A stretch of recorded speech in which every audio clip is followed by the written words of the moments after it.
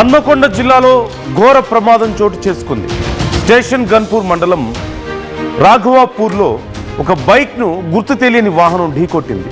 ఈ ప్రమాదంలో ఇద్దరు అన్నదమ్ములు అక్కడికక్కడే ప్రాణాలు కోల్పోయినట్లుగా తెలుస్తోంది. మృతులు నందనం గ్రామానికి చెందిన కళ్యాణ్, నవీన్గా గుర్తించారు.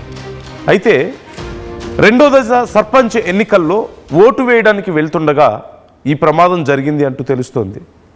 అయితే అసలు వీళ్ళు వెళ్తున్నటువంటి వాహనాన్ని ఎవరు ఢీకొట్టారు, ఏ వాహనం ఢీకొట్టింది, ఈ ఘటన ఎలా జరిగింది అనే వివరాలు ఇంకా తెలియడం లేదు. ఇద్దరు ప్రాణాలు కోల్పోయినట్లుగా తెలుస్తోంది. మనం చూస్తున్నాం స్క్రీన్లో బుర్రా నవీన్ అలాగే బుర్రా కళ్యాణ్ కుమార్ ఇద్దరు కూడా అక్కడికక్కడే ప్రాణాలు కోల్పోయారంటున్నారు. కుటుంబ సభ్యులు కానీ బంధువులు కానీ ఎవరికి అర్థం కాని పరిస్థితి, అసలు ఏం జరిగింది, ఎలా ఈ ఘటన జరిగింది అనేది అర్థం కావడం లేదు. ఈ నేపథ్యంలో మా ప్రతినిధి వెంకటరత్నం మరికొద్ది క్షణాల్లో మనతో జాయిన్ అవుతున్నారు, మరిన్ని డీటెయిల్స్ అందిస్తారు. ఇప్పుడు కుటుంబ సభ్యులు గుండెల అవిసెలా ఏడుస్తున్నటువంటి పరిస్థితి కనిపిస్తోంది. వాళ్ళ కుటుంబ సభ్యులు చేతికి అందొచ్చినటువంటి పిల్లలు ఇలా ప్రాణాలు కోల్పోవడంతో, అందులోనూ ఈ సర్పంచ్ ఎన్నికల్లో ఓటు వేయడానికి వెళ్తున్న సమయంలో ఈ ఘటన చోటు చేసుకున్నట్లుగా తెలుస్తోంది. వెంకటరత్నం జాయిన్ అవుతున్నారు, మా ప్రతినిధి. డీటెయిల్స్ తెలుసుకుందాం. అసలు ఈ ఘటన ఎలా జరిగింది ఏంటనే వివరాలు ఎవరికి తెలియడం లేదంటున్నారు. వెంకటరత్నం, ఏం జరిగింది? ఏదో ఒక గుర్తు తెలియని వాహనం ఢీకొట్టింది అంటున్నారు. ఇప్పుడు మీరు అక్కడికి వెళ్ళారు, ఎవరితో అయినా మాట్లాడే అవకాశం దొరికిందా? ఏమంటున్నారు మరి పోలీసులు, ఏమంటున్నారు అసలు ఈ ఘటనకు సంబంధించి? నిన్న ఈరోజు ఎన్నికలు ఉంటున్న నేపథ్యంలో హైదరాబాద్ నుండి చాలా మంది కూడా తన స్వస్థలాలకు వెళ్ళి ఓట్లు వేసేటువంటి క్రమంలో వెళ్తున్నటువంటి పరిస్థితి. అదే క్రమంలో నిన్న రాత్రి ఇక్కడ హైదరాబాద్ నుండి తన సొంత గ్రామం ఐనవోలు మండలం రాంపూర్ గ్రామానికి వెళ్తున్నటువంటి క్రమంలో ఇక ఇద్దరు యువకులు మాత్రం అక్కడే ఒక గుర్తు తెలియని వాహనం ఢీకొని అక్కడికక్కడే మృతి చెందినటువంటి పరిస్థితి నెలకొంది. ప్రస్తుతానికి ఇక్కడ బుర్ర కిషోర్ అలాగే బుర్ర నవీన్ అనేటువంటి ఇద్దరు యువకులు రాంపూర్ అంటే స్టేషన్ గన్పూర్ మండలానికి సంబంధించి అలాగే రాఘవపూర్ గ్రామం దగ్గర యాక్సిడెంట్ జరిగింది. ఆ యాక్సిడెంట్ లో మాత్రం అక్కడికక్కడే చాలా తీవ్రమైనటువంటి పరిస్థితిలో మృతి చెందినటువంటి పరిస్థితి. చాలా మంది కూడా దూర ప్రాంతాల నుంచి వచ్చి వస్తున్నటువంటి క్రమంలో అనేక యాక్సిడెంట్లు జరుగుతున్నాయి. ప్రస్తుతానికి ఆ డెడ్ బాడీస్ పూర్తిగా అంటే మృతదేహాలను మాత్రం ప్రస్తుతానికి జనగామ ఏరియా ఆసుపత్రి తరలించారు. మనం ప్రస్తుతానికి జనగామ ప్రభుత్వ జనరల్ ఆసుపత్రి దగ్గర ఉన్నాము. ఇట్లాంటి క్రమాలు అంటే నిన్న ఆ రెండు జరిగేసరికి ఈ రోజు కూడా ఉదయం నుండి వస్తున్నటువంటి క్రమంలో కూడా కొంతమంది యాక్సిడెంట్ అయ్యి ఓటు వేయడానికి కూడా వస్తున్నటువంటి పరిస్థితి. ప్రస్తుతానికైతే తను ఒక బాధితుడు ఉన్నాడు. ఇప్పుడు మనం చూస్తున్నాం ప్రత్యక్షంగా ఇంటికి వస్తున్నటువంటి క్రమంలో పూర్తిగా తను కూడా వస్తున్నటువంటి వేరే వాహనం కూడా ఢీకొనడంతో ఇక్కడ తను ప్రస్తుతానికైతే ఉన్నాడు. అసలు ఏం జరిగిందో కూడా చూద్దాము. ఎందుకంటే ఒక్కటి కాదు రెండు కాదు, ఓట్లు వేయడానికి వస్తున్నటువంటి క్రమంలో చాలా మంది కొంతమంది విగత జీవులుగా మారుతున్నారు. ప్రస్తుతానికైతే అంతా మనం మాట్లాడదాము. ఒకసారి ఏం జరిగింది బ్రదర్? వచ్చేటప్పుడు సలం బ్రేక్ వేసాడు అని చెప్పి నేను ఆగాను. ఆగితే డివైడర్కి తాకింది లెఫ్ట్ లో. అంటే ఇప్పుడు స్పీడ్ గా మీరు వస్తున్నారా వాళ్ళు వస్తున్నారా? అసలు వెళ్తే నేను కూడా వెళ్ళాను వెనకాలని. వెళ్తుంటే ఆయన ఒకటేసారి సడన్ బ్రేక్ వేయగానే నేను వేయగానే లెఫ్ట్ లో తాకింది డివైడర్ కింద. బండి మీద మీరు ఉన్నారా? ఒక్కరే ఉన్నారా? ఇంకెవరు? ఒక్కనే. ఎటు వెళ్తున్నారు మీరు? కిషాడ్పల్లి. దేనికోసం వస్తున్నారు? పొద్దున ఎలక్షన్ ఓటు వేయడానికి. Okay okay. ఇప్పుడు ఎట్లా పరిస్థితి మీకు? ఏమైనా సివియర్ గా ఫ్రాక్చర్స్ ఇట్లా ఏమైనా? నార్మల్. ఓకే. నందు, ఇట్లాంటి పరిస్థితులు ఎక్కడ ఏంటంటే ప్రభుత్వ ఆసుపత్రిలో కూడా ట్రీట్మెంట్ తీసుకోవడానికి జనగామ జిల్లాకు అంటే ఎక్కడెక్కడైతే ఎన్నికలు ఉంటున్నాయో ఆ ఎన్నికలకు కూడా ఉత్సాహంగా వెళ్తున్నటువంటి పరిస్థితి. కానీ ఆ ఉత్సాహం అనేది కూడా అత్యుత్సాహంగా మారి ప్రమాదాల బారినటువంటి పరిస్థితులు అయితే కనిపిస్తున్నాయి. ఇక్కడ కిషోర్ అలాగే నవీన్ అనేటువంటి ఇద్దరు యువకులు కూడా మృత్యువాత పడడం అని కూడా తన కుటుంబంలో తీవ్రంగా కలిసివేస్తున్నది. ఇప్పటి వరకు కూడా నిన్న రాత్రి జరిగినటువంటి సంఘటన తర్వాత ఇక్కడికి వాళ్ళ బంధువులు కూడా ఇంకా ఎవరు రాలేదు. ఇక్కడ పోస్ట్ మార్టం నిమిత్తం కూడా జనగామ ఏరియా ఆసుపత్రికి తిరిగి వచ్చినటువంటి పరిస్థితి. పోలీసులు మాత్రం చెప్తూనే ఉన్నారు, కొద్దిగా జాగ్రత్తగా వెళ్లాల్సినటువంటి అవసరం ఉంటుంది. అంటే ప్రాణాల కంటే వేగం కన్నా ప్రాణం మిన్న అన్నట్టు. అలాగే ఓట్లు వేయాలి కానీ మంచిగా వెళ్ళాలి తప్ప ఒక ప్రమాదాల బారిన పడి ఇబ్బందులు కొని తెచ్చుకోవద్దని చెప్పి ఇక్కడ చెప్తున్నటువంటి పరిస్థితి. హెచ్చరికలు కూడా చేస్తున్నారు.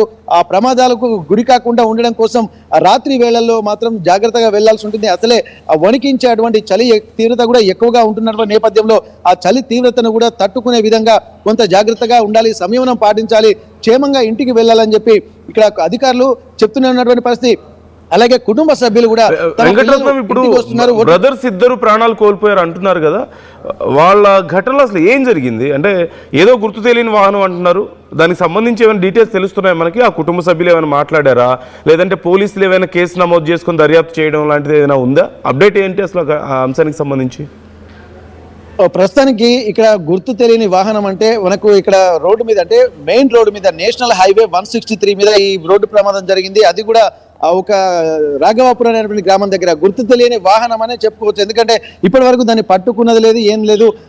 పోలీసులు కూడా అక్కడికి వెళ్ళి అంటే ఎన్నో వెహికల్ వస్తూ ఉంటాయి, అందులో అంటే స్పష్టంగా స్పెసిఫిక్ గా గుర్తించేటువంటి పరిస్థితి లేదు. ఇక్కడ టౌన్ లోనైనా ఎక్కడ ఉంటే సీసీ కెమెరా ఫుటేజ్లు కానీ చూసి దాని ప్రకారంగా దర్యాప్తు చేసేటువంటి వాళ్ళు ఇప్పటికి కూడా పోలీసులు మాత్రం కేసు అయితే నమోదు చేసుకున్నారు. దాని మీద కూడా ఎంక్వైరీ చేస్తున్నారు. అసలు ఎవరు వచ్చి గుద్దారు, ఎవరి రాంగ్ ఎవరి రైట్ అనేటువంటి కోణంలో కూడా వీళ్ళు ఆలోచిస్తున్నటువంటి పరిస్థితి. ఒకవేళ ఎందుకంటే గ్రామాలకు వెళ్ళేటువంటి క్రమంలో స్పీడ్ గా వస్తున్నటువంటి వాహనాలు కొంత కరువు దగ్గర ఇబ్బందికర వాతావరణం అయితే కనిపించేది.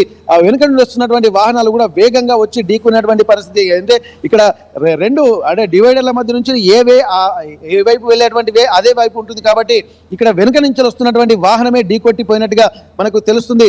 దీనికి సంబంధించి పోలీసులు మాత్రం దానికి దర్యాప్తు చేస్తున్నామని చెప్పి పోలీసులు చెప్తున్నారు.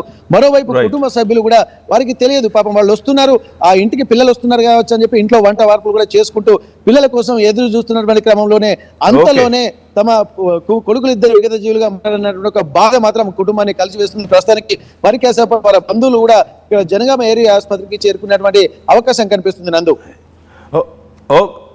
అయితే వెంకటరత్నం ఇప్పుడు రైట్ థ్యాంక్ యూ వెంకటరత్నం. ఎప్పటికప్పుడు డీటెయిల్స్ అందిస్తూ ఉండండి. అసలు ఏం జరిగింది ఈ ఘటనకు సంబంధించి?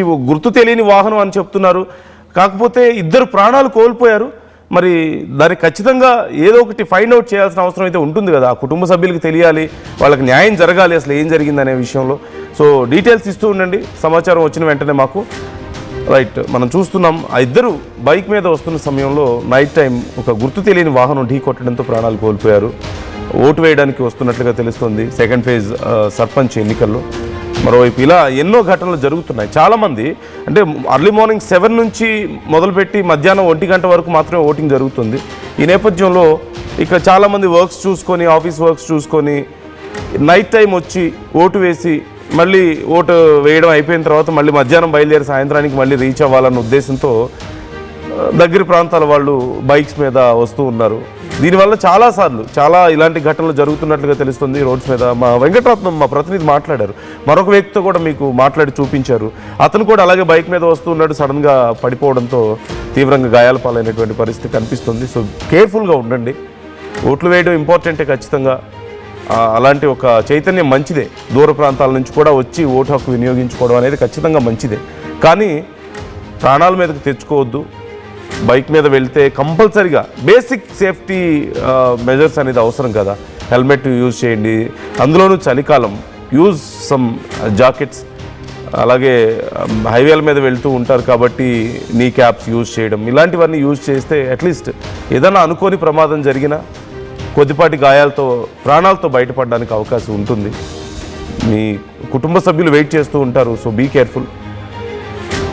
ఈ ఘటనకు సంబంధించి అసలు ఏం జరిగింది అనే వివరాలు కూడా తెలుసుకునే ప్రయత్నం చేస్తున్నాం.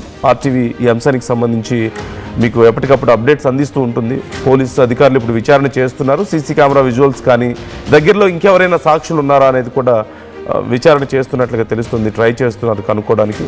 సో ఆ డీటెయిల్స్ తెలిసిన వెంటనే ఆర్టీవీ మీకు ఎప్పటికప్పుడు అప్డేట్స్ అందిస్తూ ఉంటుంది. మీరు ఏమనుకుంటున్నారు వరుసగా జరుగుతున్నటువంటి ఈ ఘటనల పట్ల? కామెంట్ చేసే ప్రయత్నం చేయండి.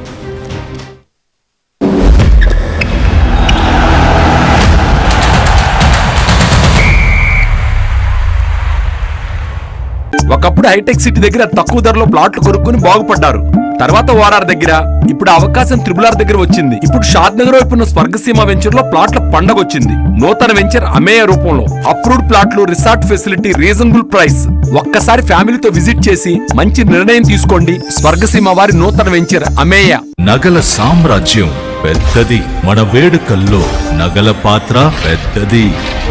నగల్లో మన సంప్రదాయం అది పెద్దది. అదే విధంగా నగలు కొనేటప్పుడు మీ సేవింగ్స్ కూడా ఇకపై పెద్దగా ఉంటుంది. అన్ని నగల తరుగును ముందు కన్నా ఇంకా తగ్గించాం. ఈ తక్కువ తరుగును చూస్తే వెంటనే నగలు కొనేస్తారు. డైమండ్ జ్యువెలరీ ధరలు కూడా పెద్ద లెవెల్లో తగ్గించాం. ఇకపై అందరూ డైమండ్ జ్యువెలరీ కొనుక్కోవచ్చు. ఏ ఆఫర్లోనూ పక్కదారి పట్టకండి.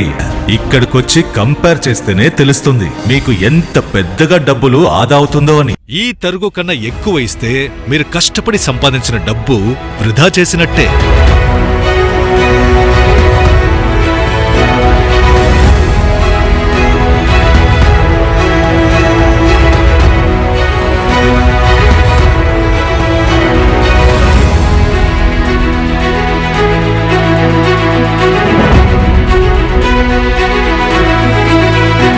లలితాలో నగలు కొనండి, ఎక్కువ డబ్బులు ఆదా చేయండి. జలుబు, తలనొప్పి, మోకాళ్ల నొప్పులు మరియు నడుము నొప్పి వీటన్నిటికీ ఒక ఆయుర్వేద ఉపశమనం శాస్త్రీ బామ్.